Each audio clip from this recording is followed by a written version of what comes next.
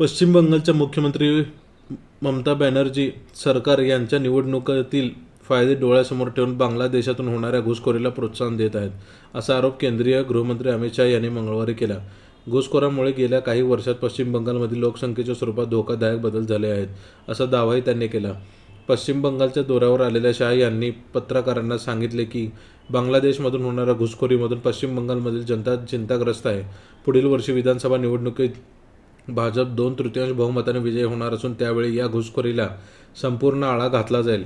आम्ही केवळ घुसखोरांची ओळख पटवणार नाही तर त्यांची भारताबाहेर हकालपट्टी करणार आहोत. पश्चिम बंगाल सरकार आवश्यक जमीन उपलब्ध करून देत नसल्यामुळे भारत बांगलादेश सीमेवरील कुंपणाचे काम केंद्र सरकार पूर्ण करू शकलेले नाही, असाही शहा यांनी दावा केला.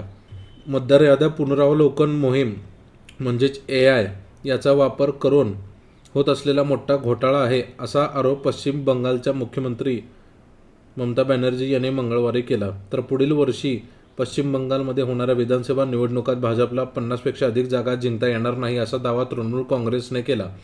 बांगुरा जिल्ह्यातील एक जाहीर सभेत ममता बॅनर्जी यांनी सांगितले की एक जरी वैध मतदाराचे नाव मतदार यादीतून वगळले गेले तर दिल्लीतील निवडणूक आयोगाच्या कार्यालयाला तृणमूल काँग्रेस घेराव घालेल.